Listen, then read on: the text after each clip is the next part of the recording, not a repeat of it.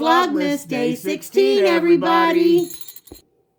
Last time on the Food Traveler, we were in Morocco via Jamaica. This week, we're coming on home to the Hoosier State, Indiana, where I'm from. And we're going to make a recipe that's been passed down from my great-grandfather to my grandfather to my dad to me. It's the best smokehouse gravy in the world. This was my great-grandfather. That gentleman right there was my grandfather. That was my dad right there in the maroon jacket. And ho ho ho, that's me when I'm about 3. When I worked at my mom and dad's restaurant, I made gravy every morning. That was my job. And on some busy weekends, I'd sell 200 or 300 orders. I actually had people come back, guys come back and ask me if I could teach their wives how to make the gravy. And it's not very hard. This is my little secret. I took what my dad taught me and changed it a little bit. Today I'm making smokehouse gravy, but as I'm making it, I'll show you how to make just standard sausage gravy like I did at the restaurant. What I have here is 1 pound of Tennessee Pride hot sausage. You can use any brand you want. Whatever flavor sausage you like, you can use. That's the best thing. I'm going to get 2 pieces of bacon out of this package of Oscar Mayer Naturally Hardwood Smoked. Again, you can use any bacon you want. And I have country ham, which is a cured ham. This is the little bit I had diced up. So I diced it up real fine and put it in a container. Now I'm only going to make like a half of a batch for just me and her. But in the drop down at the end, it'll have the full amount of ingredients. I've got my flour. I've got my whole milk. I got vegetable shortening. I got good old Louisiana hot sauce, pepper, salt, and chili powder. And that's all you need. And included in this video, my wife's going to be making Buttermilk sage biscuits. It's the perfect biscuit to go with this smokehouse gravy or just eat a sausage patty on. It's a great breakfast biscuit. Okay, the first thing you want to do is get you a couple strips of bacon in your skillet going. We're going to let them cook almost completely done, 85-95% done. And we're going to leave the grease in there. And then after that, we're going to put the ham in. Like I said, I sold a lot of gravy at the restaurant. I had guys, construction workers that come in every day and they'd order the same thing. 2 biscuits and gravy and American fries, or 2 biscuits and gravy and a couple eggs over easy. There's a gentleman that used to come in our restaurant. He was ranked number 2 in the world for several years at Horseshoes, believe it or not. His name was Hunter Dorman. And he had the same food every day, and he wanted me to make it the same way. He'd get a full order of biscuits and gravy, which was my mom and dad's restaurant, with a big meat platter with 3 big biscuits on it covered with gravy. He wanted his American fries put on the top of the potatoes, the gravy lumped over the top of that, and a couple over easy or sunny side up eggs on top of that, and a bottle of hot sauce. Man ate the same thing every day. He must have had a cast iron stomach. Hey everybody, it's the Penguin! And I wanted to remind you guys to stay tuned because after the chef gets done making his gravy, we're going to be making those buttermilk sage biscuits that he was talking about. And at the end of this video, we're going to have a contest drawing. Yeah, today is the day for the contest drawing. Unless this video runs too long. If this video runs too long, we may put it in a separate video. So stay tuned. Okay, and there's my bacon ready. Leaving all that grease down in that skillet. We're going to put that bacon over in a container for the moment. And here goes my cured ham in. Get it down there in the bacon grease. Now, like I said, you don't have to use cured ham. If you don't want to, you can use regular ham. Cured ham or country ham has been cured with sugar and salt and other things. So be real careful if you're doing this for the first time. Make sure you don't add too much salt to your gravy because it can be too salty. I've made it that way a couple times when I didn't think it was going to be so salty from the ham. Okay, we've had the ham going for about 4 or 5 minutes now, and you can see it's just got lightly brown. It doesn't need to cook too much because it's going to go all back in the gravy. Like I was saying earlier, if you want to make this standard gravy like I made for the restaurant, it's the exact same way I'm making this, just no ham and no bacon. That's the only thing. And you can use any flavor of sausage you want to. What your favorite is going to taste the best to you. Just because it's my opinion I like this doesn't mean it has to be your opinion. Okay. There's all that. Now I'm going to put my sausage in. And now I'm putting my sausage in.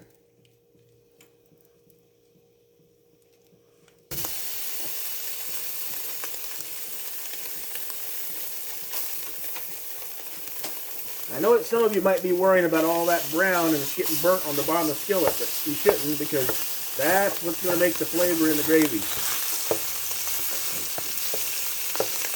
Cut this up a little bit and we'll be right back. Okay, now you see I got my sausage, I'm cutting it up, and as I'm going, I'm scraping the bottom of that skillet. And that sausage is picking up all that bacon flavor, all that cured ham flavor. When the sausage gets down to, I like to leave a little bit of it in bigger chunks, but make more of it finer because you got so much meat in this gravy. At that point, I'm going to add my shortening into it. Okay, now I've got my sausage slightly brown. It's not all the way done, and you see that's picked up almost all the stuff off the bottom of that skillet. We're going to put our shortening in. This is the point on how much you want to make. The more shortening you add, the more flour you're going to need, the more gravy you're going to make. So it's just for me and her, so I'm going to start out. I got one big wooden spoonful there. Probably a quarter of a cup, I would say. About a third of a cup. About a third of a cup. And we're going to let that cook down into the gravy, into the sausage, and we're going to keep stirring it around so it's picking up all that flavor. I will put measurements in the description box for the amount that he's making right now, and also for a full amount that would feed a pretty good sized family. So yeah, because usually when I make this amount, we have gravy for 2 meals and there's still a little bit left. Yeah, so I will leave both recipes in the description box, and also the recipe for our biscuits in the description box at the end of the video. Okay, at this point we're going to add some of our dry seasonings. I'm putting pepper in there. Use any kind of pepper you want. Fine pepper, coarse ground pepper, white pepper. We usually use the restaurant coarse pepper. Right. I'm going to put a little bit of my chili powder, not all the chili powder, but I'll put a little bit in there right now. And I know it seems like a strange ingredient, but it's not. Trust him. I'm using the pink Himalayan salt. Like I said, I already tasted the ham, so not going to add a whole lot of salt. And, sorry, hit the camera. And last but not least, 3 or 4 squirts of good old Louisiana hot sauce. You hear that sizzle. We're going to let this all cook together for a couple minutes. Let that sausage brown a little more. Then I'm going to take that sausage out. I'm going to tip this skillet to one side. And push all the sausage to one side. Let it tip it out. And I'm going to put it in with my ham and my bacon. I'm going to get all that broken up while I'm letting that sausage, or while I'm letting that grease in the bottom just sit and cook a little longer. And then we'll come back. Okay, I've got my ham and my bacon I've tore up here in this bowl now. And I'm going to start taking the sausage out. And trying to leave as much of the grease in the skillet as I can. And why is he not using a slotted spoon, you ask? Because he's using his favorite spatula. That's right. This is my favorite spatula. It's my egg spatula. It's his favorite spatula in the entire world. We'll be back when he gets it all out of the pan. Okay, now like I said, this depends on how much you're making. I've got a half a cup right here of flour that we're going to mix into our gravy. And where did my... Here, it went over here. Sorry about that. I left my whisk over on the table. Now we're going to whisk that around. And this is one of the things you just have to play with. The more flour you add, the more gravy you're going to get. Or the thicker your gravy. Now, me and her both like thick gravy. But you want to keep this whisking and whisking that down until you don't see grease. It should be just a pretty good amount of flour in there. That's the way I like it. If you like yours a little thinner, it doesn't have to be as pasty. So, you see where I'm at right here now? It's picking up all that flavor. Over here on the side. I say I need to add a little more flour to it. So now I got about half a cup. 3/4 of a cup. Yeah, so we're going to put some of that in there, not quite all of it yet. And go back and keep whisking. As like her with her recipe yesterday with the fudge, this is one of the things you don't want to let it set because your flour can burn.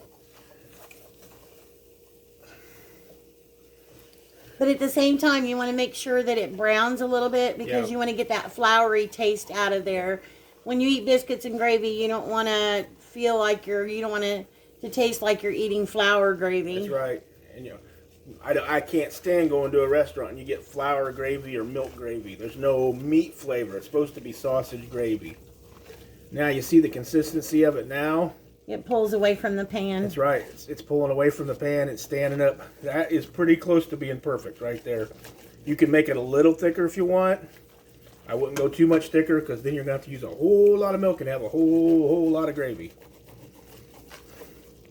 Okay, I'm going to let this cook in the pan for just a few minutes. Like I said, I want it to absorb all the flavor it can. It's risked up really good now. Just we'll make sure it doesn't burn. When we come back, I'm going to add my sausage and I'm going to add some more seasoning to it. Okay, now you see it's starting to get that dark brown on the bottom? It's time. We're going to take and pour all our meat back in. Scrape the bottom of the bowl out. Mix it back in with the flour and the grease. Oh, it smells really good. Now while that's cooking, now we're going to go back and we're going to add a couple more jigs of hot sauce. We're going to add more pepper, and like I said, you can add any amount of pepper you want to it. However peppery you like your gravy, that's the amount you can put in. I usually use a pretty good amount. Probably, I don't know what you think, 2 tablespoons probably. Oh, I wouldn't say 2 tablespoons. We're going to add in... I've watched him make this a million times. I'd say he probably puts in a good tablespoon of pepper. And a little bit more on the salt because it's got all that salt already in it. We're going to stir that up. But salt and pepper is one of those things that you have to do it to your taste. Yeah. I don't so it's better to be a little light on the salt. You can always add it, but you can't take it out. Once it's too salty, it's too salty. Yeah. At the restaurant, I didn't go over on the pepper or the salt. I let people do it on the plate when they ate it. That way they could have it the way they wanted it. I did put the same amount of hot sauce and chili powder in. Like I said, this was my great-grandfather's recipe. My dad said that when he was a kid, they had a smokehouse.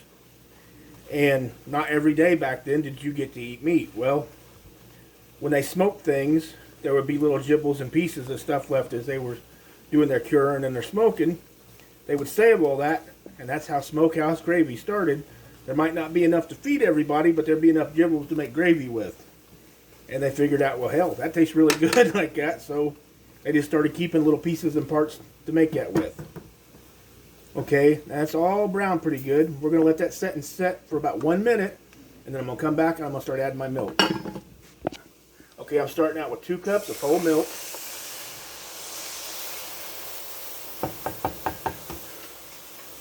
I have more sitting in another jug over to the side, and we're going to start doing our blending. Same as before, you want to stir it and try to pick up everything off of the skillet because that's where all your flavor is at. It's down in the bottom. I used to love to work at my mom and dad's restaurant. When they originally bought it, they bought it with a couple other members of our family, and a couple other members didn't want to come in early in the morning and stuff like that. So my mom and dad basically just bought them out on it, and my dad asked me, since I cooked at home, if I would be willing to come in and work in the morning. That way one of them could have some time off in the morning every day so that my mom and dad would alternate. So I would go in the morning and make biscuits and gravy and prep, and I was the cook until after lunch was over, and then I'd leave there, and I had another job in town, so I would have to go there. I'd have 4 hours off, and then I worked 4 more hours at nighttime at another restaurant in town. So I was putting in a 12 to 14 hour day every day when I was young. I couldn't handle that anymore. Okay, you see how it's getting really thick? I got to go and grab my other milk and add it. I'm going to add this about 1 cup worth at a time. I'd say that's probably about a cup right there. And we're going to keep blending. And I'm going to turn my heat down a little bit. I've had it on about medium. I'm going to turn it down just a little bit. Like I said before, the amount of shortening you add to the amount of flour is the amount of gravy you're going to get. Me and her both like thick gravy, so this is right up our alley. Wait till you see those biscuits she makes. Like I said, it makes the perfect pair. If you like sage gravy or sage biscuits, You can add a little sage to this gravy too, but there's going to be some sage in them biscuits that you'll taste. Okay, that's thickened, so now we're going to add another cup. So far we've got 4 cups total of milk in there. Yeah.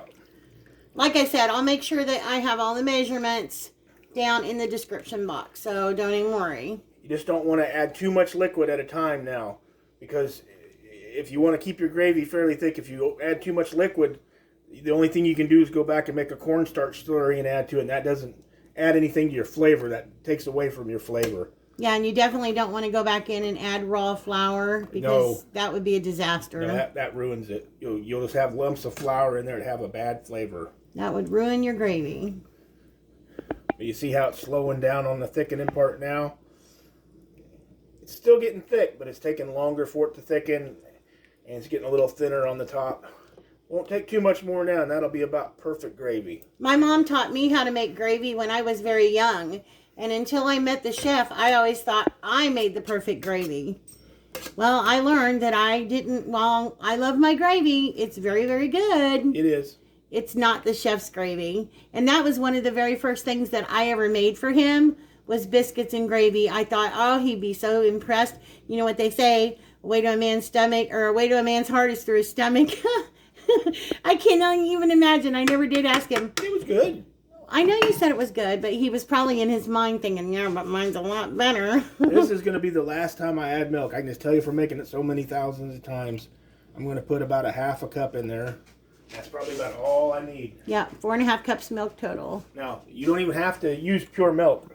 I've been short on milk before at home, and I've taken and rinsed the jug out with a little bit of water. I'd say you don't want to go any more than like maybe 25% water, 20% water, because it does thin your gravy and you lose a little bit of flavor. But you can do that if you're short on milk. And there's also another thing that you can do, and that was something that my mom used to do. Because, you know, there was a big family and a lot of them to feed. My mom would take a can of evaporated milk, and she would pour the evaporated milk into a bowl, and then she would fill it up to however much she thought she would need with water. So she would use evaporated milk and water to make the gravy a lot of times. And you couldn't really tell the difference. It was still, as long as you've got that meat flavor like the chef is showing you, you're going to have a good gravy. Yeah, and that's pretty much basically it right there.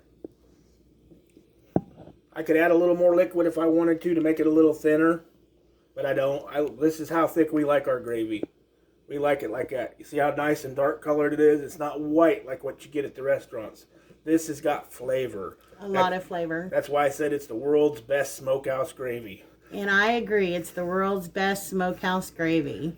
You can, like I said, if you don't want the extra meat in there, the ham or the bacon, you can just use sausage and follow every other step I did in this, and you're going to end up with really good, really, really good sausage gravy. Use your favorite sausage. Like I said, don't take my word for what you like. Take your word. What your tongue tells you is the best flavor.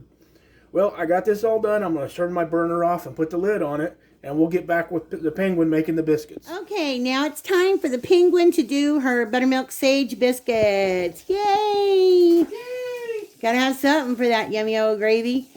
All right, what you're going to need, if you're going to make biscuits with me, is you're going to need 2 cups of all-purpose flour. That's 2 level cups. You're going to need 1 tablespoon of sugar.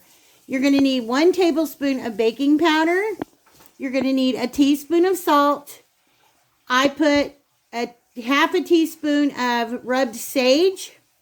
You're going to need 3/4 cups of buttermilk. If you don't have buttermilk on hand, you can use regular milk, either 2% or whole milk.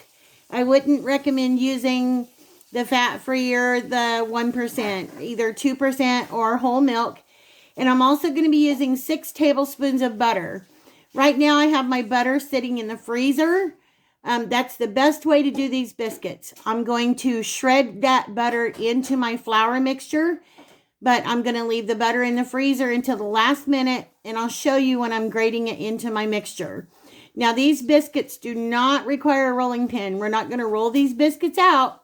We're going to pat them down between parchment paper, and then we're going to cut them. And just like he brings in his family recipe, this was my dad's old milkshake cup for years. This was my dad's favorite cup.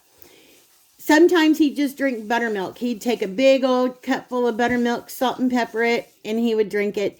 Even when he was sick and he had cancer and he knew he was not supposed to have it, he knew it would make him sick, he would yell at me, "Sis, pour me my big glass full of buttermilk with some salt and pepper." And I'd advise him, but I'd do it anyway because that's what he wanted, hey? All right, let's get to making these biscuits. Like I said, when we met, I never had these biscuits before. And she made me these biscuits for the first time. And I told her, I said, man, this would be great with my gravy. And then I made my gravy for the first time for the Smokehouse gravy to go with these biscuits. Oh, man, it's a perfect match, just like me and her. And we've lived happily ever after. Okay, let's get to making biscuits. Okay, let's get to making these biscuits. I know this is going to be a little bit of a lengthy video, and me and the chef has talked about it. And I have a little bit of Christmas I can't even talk. Christmas presents to wrap. So we're going to do the drawing, and you guys are going to come along with me while I wrap a few Christmas presents. That will be in a separate video from this one. All right, we're going to get started on our biscuits. We need 2 cups of flour, and I've got my half cup measuring thing right now. So there goes 1 cup, cup and a half, and 2. There's 2 cups of flour in there. That's all we're going to need for that. Sorry, I bumped the camera. Yeah, just like I did over on the stove. Yeah, I know. You get in a hurry and you get fumble-fingered.